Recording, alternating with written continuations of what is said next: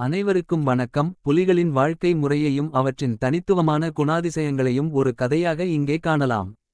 ஒரு புலியின் வாழ்வியல் பயணம். 1. உருமறைப்பு. கண்ணுக்குத் தெரியாத வேட்டைக்காரன். புலிகளின் வாழ்க்கை ஒரு மர்மமான கதை. அதன் உடலில் இருக்கும் அந்த கரிய கோடுகள் வெறும் அழகிற்காக படைக்கப்பட்டவை அல்ல.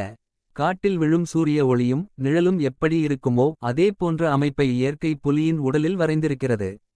இதற்கு உருமறைப்பு கேமஃப்ளாஜ் என்று பெயர். ஒரு புலி புற்களுக்கு இடையே அசையாமல் நின்றால் மிக அருகில் இருக்கும் மானால் கூட அதை கண்டுபிடிக்க முடியாது. இதுவே அந்த பேரழகனின் முதல் வெற்றி. 2. எல்லையே தெய்வம். தனி ஒருவனின் சாம்ராஜ்யம். சிங்கங்கள் கூட்டமாக வாழும் பிரைட். ஆனால் புலிகள் தனிமை விரும்பிகள். ஒரு ஆண் புலி தனக்கென ஒரு பெரிய பரப்பளவை சுமார் 50 முதல் 100 சதுர கிலோமீட்டர் எல்லைகளாக கொண்டிருக்கும்.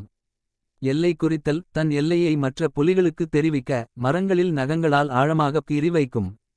மேலும் தனது பிரத்யேக வாசனையை சென்ட் மார்க்கிங் அங்கங்கே தெளித்து வைக்கும். சமிக்ஞை. அந்த வாசனை மற்ற புலிகளுக்கு ஒரு எச்சரிக்கை. இது எனது பகுதி, உள்ளே வராதே. 3. நீரின் அரசன்.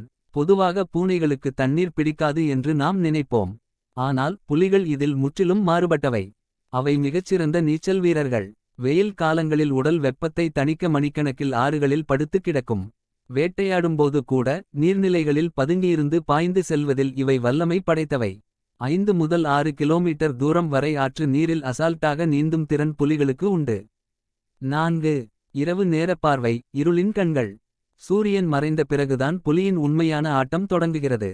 மனிதர்களை விட 6 மடங்கு சிறப்பாக இரவு நேரத்தில் பார்க்கும் திறன் இவற்றுக்கு உண்டு.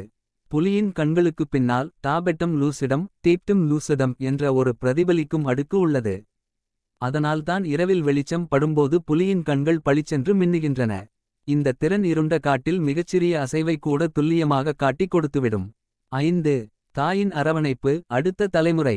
ஒரு பெண் புலி டைகரஸ் தனது குட்டிகளை வளர்க்கும் விதம் மிகவும் நெகிழ்ச்சியானது. 2 வருடங்கள் வரை குட்டிகள் தாயுடனேயே இருக்கும். எப்படி சத்தமில்லாமல் நகர்வது, எந்த பகுதியில் வேட்டையாடுவது, எதிரிகளிடமிருந்து எப்படி காத்துக் கொள்வது, இவை அனைத்தையும் தாய் புலி தனது குட்டிகளுக்கு பொறுமையாக கற்றுக் கொடுக்கும்.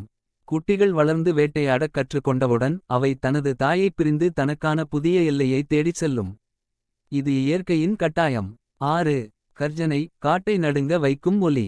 ஒரு புலியின் கர்ஜனை சுமார் 3 கிலோமீட்டர் தூரம் வரை கேட்கும். அந்த சத்தம் காட்டில் உள்ள மற்ற விலங்குகளை எச்சரிப்பது மட்டுமல்லாமல் எதிரி விலங்குகளை ஒரு கணம் நிலைகுலையச் செய்யும்.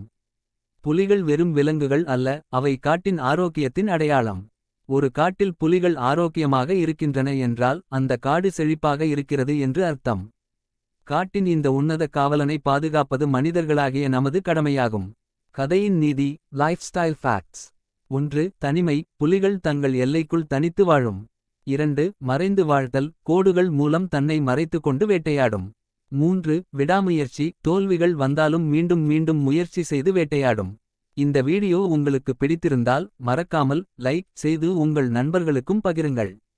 இது போன்ற வாழ்வியல் உண்மைகளை தெரிந்து கொள்ள நமது சேனலுக்கு சப்ஸ்கிரைப் செய்யுங்கள். நன்றி.